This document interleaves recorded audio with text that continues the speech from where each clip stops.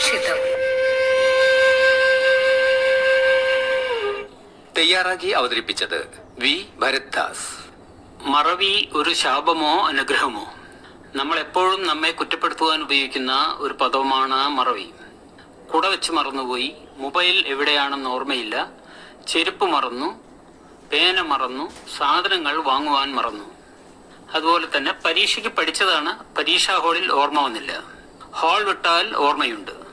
തലച്ചോറിലെ ഹൈപ്പോതലാമസും ടെമ്പറൽ ലോബുമാണ് നമ്മുടെ ഓർമ്മശക്തിയെ നിയന്ത്രിക്കുന്നത്. ചിലർ അങ്ങനെയാണ്, ഒരു പ്രാവശ്യം കേട്ടാൽ മതി, ജീവിതകാലം മറക്കില്ല. എന്നാൽ ചിലർക്ക് എത്ര പ്രാവശ്യം കേട്ടാലും കണ്ടാലും ഓർമ്മയിൽ നിൽക്കില്ല. ചിലരുടെ പേര് ഓർക്കുവാൻ പറ്റുന്നില്ല, ഫോൺ നമ്പർ ഓർക്കുവാൻ പറ്റുന്നില്ല, അങ്ങനെ പോകുന്നു മറവി.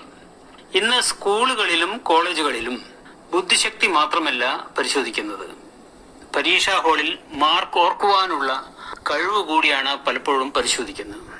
ഓർമ്മശക്തി വളർത്തുവാൻ പറ്റുമോ? തീർച്ചയായും പറ്റും എന്നാണ് പഠനങ്ങൾ തെളിയിക്കുന്നത്.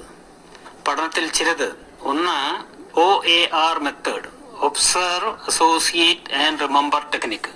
ഒരു വാക്ക് ഓർക്കണമെങ്കിൽ ആ വാക്കിനെ ചിത്രരൂപത്തിൽ മനസ്സിൽ സങ്കല്പിക്കുക, മറ്റു ചിത്രങ്ങളുമായി ബന്ധിപ്പിക്കുക, നിങ്ങളുടെ ഹാസ്യവും ഭാവനയും ചേർക്കുക. ഉദാഹരണത്തിന്, ഹൈപ്പോതലാമസ് എന്ന വാക്ക് ഓർക്കുവാൻ തലയിൽ ഹിപ്പോപൊട്ടാമസ് ഇരിക്കുന്നതായി സങ്കല്പിക്കുക. നിങ്ങൾ ഒരിക്കലും മറക്കില്ല. രണ്ടാമത്തെ മെത്തേഡ് നിമോണിക്സ് എന്ന് പറയും. ഒരു വരിയിലെ ആദ്യത്തെ വാക്കിന്റെ അക്ഷരങ്ങൾ ഓർക്കുക. ഉദാഹരണത്തിന്, മഴവില്ലിലെ 7 നിറങ്ങൾ ഓർക്കുവാൻ വേണ്ടി നമ്മൾ വിബ്ജിയോർ എന്ന വാക്കാണ് ഓർക്കാറ്. Violet, indigo, blue, green, yellow, orange and red എന്ന് ഓർക്കുന്നത് എളുപ്പമാണ്. അതുപോലെ ആദ്യത്തെ വാക്കിലെ ഓരോ അക്ഷരങ്ങൾ ഓർക്കുക. മൂന്നാമത്, മൊബൈൽ നമ്പറിലെ 10 നമ്പറുകൾ ഓർക്കുവാൻ ശ്രമിക്കുന്നതിന് പകരം അത് സ്പ്ലിറ്റ് ചെയ്ത് ഓർക്കുക. ഉദാഹരണത്തിന്, എന്റെ മൊബൈൽ നമ്പർ 9447468432 എന്ന് ഓർക്കുന്നതിന് പകരം 944474 എന്നും 68432 എന്നും രണ്ടായി ഓർക്കുക. ഒരു കാര്യം പറയാൻ മറന്നുപോയി, മറവി ചിലപ്പോഴെങ്കിലും ഒരു അനുഗ്രഹമല്ലേ?